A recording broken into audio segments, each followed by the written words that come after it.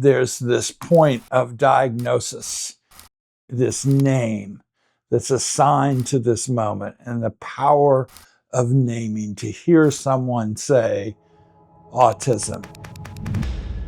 When we found each other, and then we found all the other connections that we made, it was in finding each other that it started to happen. If we were just one family, or y'all were just one family trying to do it, you can't do it. It was that power of our relationship that made it work.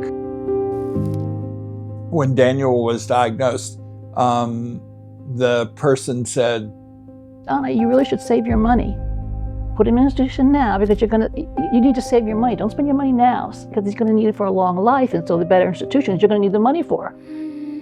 Save your money for his institutionalization. And then secondly, get yourself in a support group. So we said at that moment, okay, who do we contact about the support group? And they said, well, there isn't one. Okay, so there it starts.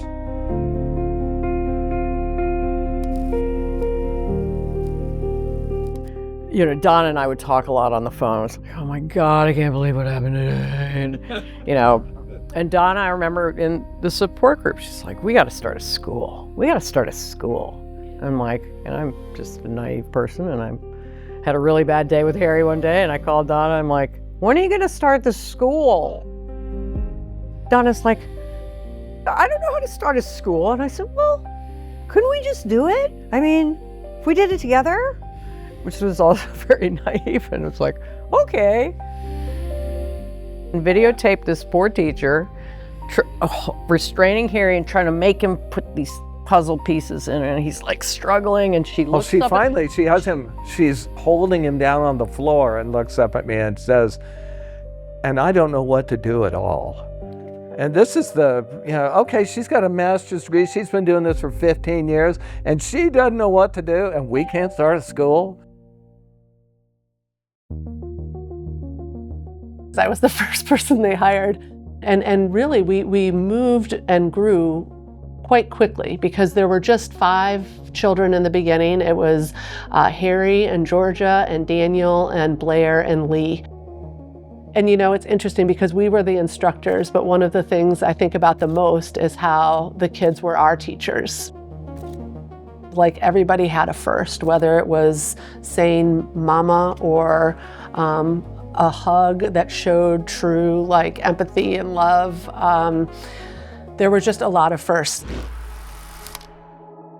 I was driving Georgia and Harry, I think, to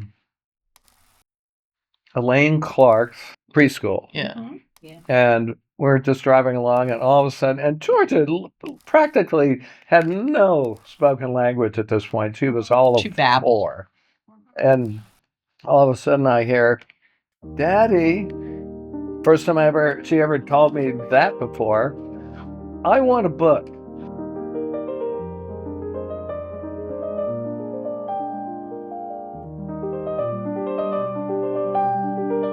There are so many families in Virginia that need our support. And one of the hardest things for me is that I know what we should do. I know how to treat or how to help, but I just can't, because either you live too far away, we don't have the resources to be able, we don't have the facilities, we don't have the people we can hire. But I think one of the things that, you know, after being here for 16 years, you know, our 30th anniversary, you grow up with the children who now become adults, and now you see these adults and families, and you realize that the questions that keep them awake at night are the same ones that start to keep you awake at night. And so what's going to happen to my loved one when I'm gone? I can picture my own kids in that. And so I really believe that we need to do something about that. I'm sorry. But that's a powerful one. What are we going to do when we're gone? What's going to happen? We're going to, you know, what's going to be next? And next is a home, right? Yeah, when we talk residential, we say residential like we say school, but it really is home. Yeah. And don't they have a right to a home? Yeah, and home's the perfect word, Yeah. as opposed to residence.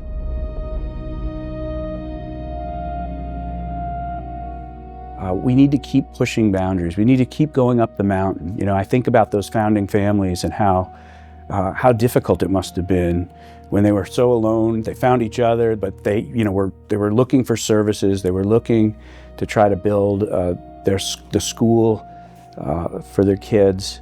And now I find ourselves in a similar situation. We have to go up a different mountain.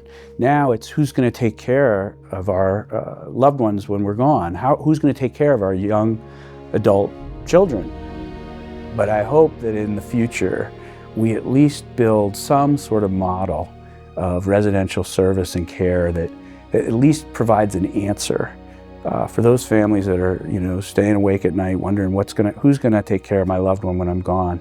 That it's our responsibility to sort of build that model, that compassionate, evidence-based, at a level where, we trust it for our own children. I'm going to worry, have I done enough? Have I done enough? And I think now, I said that with like a tremor in my voice, am I going to have done enough? And now I feel like, no, I haven't done enough, let's keep going.